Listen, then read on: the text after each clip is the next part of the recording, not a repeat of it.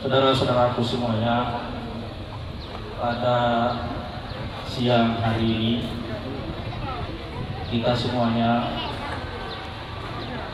hadir di makam Bung Tomo untuk mendoakan beliau dan juga rekan-rekannya para pahlawan Indonesia. Ada 3 makna yang menghadirkan kita ke sini. Dan 3 makna ini yang ingin saya tegaskan pada momentum peringatan Hari Pahlawan 10 November ini. Makna yang pertama adalah makna kesetiaan kepada bangsa dan tanah air. Mereka semuanya para pahlawan yang berbaring di pemakaman ini, tapi nggak tahu tempatnya di makam Bung Tomo adalah makam apa ya? Orang-orang yang telah membayar ongkos kemerdekaan yang kita nikmati hari ini dengan jiwa dan raga. Seandainya Indonesia adalah pohon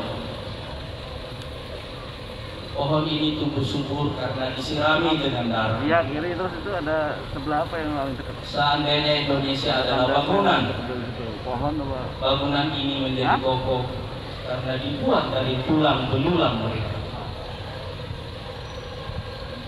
Itu sebabnya Allah Subhanahu wa Ta'ala mengingatkan kita tentang makna kesetiaan. Belum tahu. Dan lawan dari kesetiaan adalah pengkhianatan. Allah Subhanahu wa Ta'ala mengatakan, ya ayyuhalladzina amanu la takhunu-Allaha war rasul. Apa? Wa takhunu amanatikum wa antum ta'lamun. Wahai orang-orang yang beriman, janganlah kalian mengkhianati Allah dan Rasulnya dan mengkhianati amanat-amanat kalian sedangkan kalian mengetahui. Tetap Indonesia aku. Para pendiri bangsa, para pahlawan yang telah mengantarkan kita menuju kemerdekaan ini mewariskan satu amanat kepada kita semuanya. Dulu mereka sudah merebutnya dan sudah mempertahankannya. Sekarang waktunya kita membesarkan apa yang telah mereka wariskan kepada kita. Itulah sebabnya mengapa Partai Gelora mengajak seluruh bangsa Indonesia untuk membuat satu cita-cita nasional baru, membawa Indonesia menjadi 5 besar. Amin. Karena itu adalah cara kita mewarisi dan melaksanakan amanat perjuangan yang telah mereka wariskan kepada kita semua. Dan itulah makna amanat yang termaktub dalam konstitusi kita, bahwa kita harus membawa Indonesia untuk ikut serta melakukan ketertiban. Itu maknanya. Jadi jangan kita pernah mengkhianati amanat para pahlawan dan para pendiri bangsa. Apalagi di tengah situasi konflik geopolitik sekarang ini, di mana kita sudah terbawa ke dalam arus kekuatan, salah satu kekuatan dunia. Jadi penting pada hari ini kita menegaskan makna kesetiaan kepada tanah tumpah darah kita, kepada bangsa kita, dan kesediaan kita untuk terus membawa amanat perjuangan para pendiri bangsa dan pahlawan. Jangan pernah mengkhianati amanat dan perjuangan. Makna yang kedua adalah bahwa kepahlawanan itu adalah sikap, adalah karakter.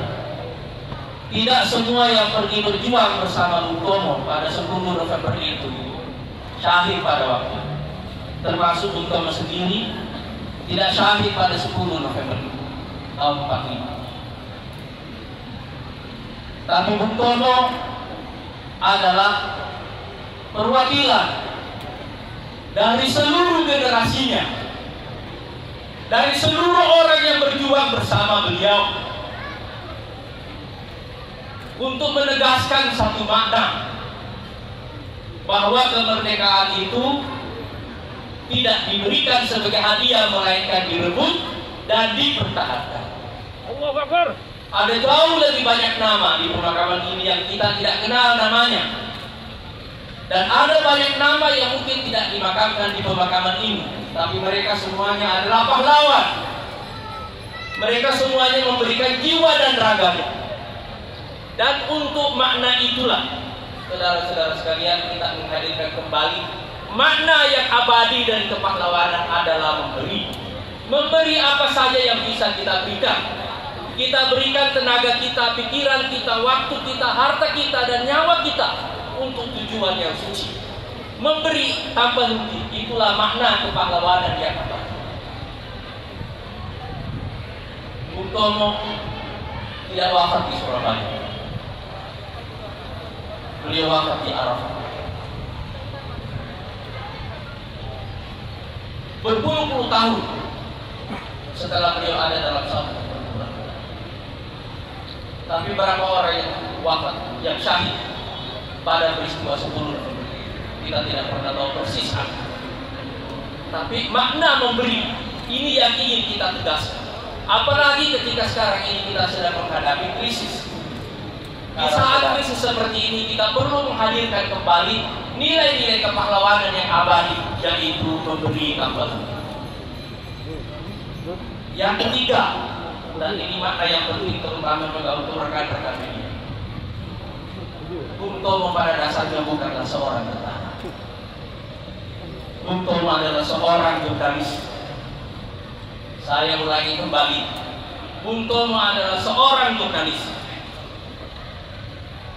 Tapi beliau mengambil alih momentum 10 November ini untuk menyebarkan semangat perlawanan mempertahankan kemerdekaan. Garis bawahi kalimat ini, mengambil alih momentum. Tidak peduli apa latar belakang beliau.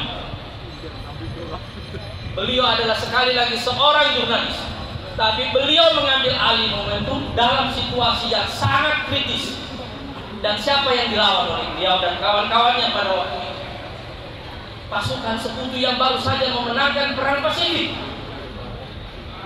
Kita tidak benar memenangkan pertarungan pada 10 November itu, tapi kita mencatatnya bahwa di momen itulah kita menyatakan diri sebagai bangsa bahwa kita tidak akan pernah lagi kembali sebagai bangsa yang dijajah.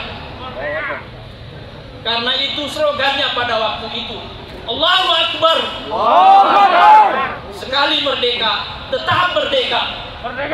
Sallu ala Nabi Muhammad. Mereka mengambil momentum itu, momentum perlawanan untuk tidak pernah kembali. Dan saudara sekalian, semangat merebut momentum inilah yang sekarang ingin kita hidupkan kembali. Ketika Indonesia, ketika dunia sedang berada dalam krisis besar, dan tidak ada di antara kita yang mengetahui sampai kapan krisis ini akan berujung. Tidak ada di antara kita yang mengetahui kapan akhir dari krisis ini. Tapi dunia sedang berada dalam goncangan besar, dan hanya bangsa-bangsa yang berani mengambil momentum dalam situasi seperti ini yang bisa menjadi pemimpin. Makna merebut momentum itulah yang kita warisi dari Bung Tomo. Sekali lagi, beliau seorang jurnalis, bukan seorang tentara. Tapi beliau mengambil alih momentum, beliau merebut momentum, dan semangat merebut momentum inilah yang ingin kita hidupkan kembali, terutama ketika kita dan dunia seluruhnya berada di tengah krisis.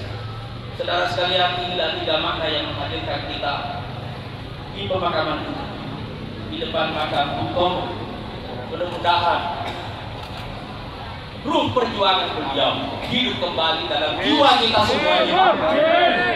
Kalau dulu dari kota Surabaya mereka menyatakan satu tekad, sekali merdeka tetap merdeka. Sekarang waktunya kita menyatakan satu tekad baru, bahwa kita sudah merdeka, kita sudah mempertahankan kemerdekaan kita, Ini waktunya Indonesia merebut momentum untuk menjadi bagian dari kepemimpinan dunia. Sekali lagi, ini waktunya Indonesia yang sudah merdeka, sudah mempertahankan kemerdekaannya, juga sudah membangun dan sedang berada di pertengahan jalan. Ini momentumnya untuk menjadikan Indonesia sebagai salah satu kekuatan dunia saat ini. Assalamualaikum warahmatullahi wabarakatuh.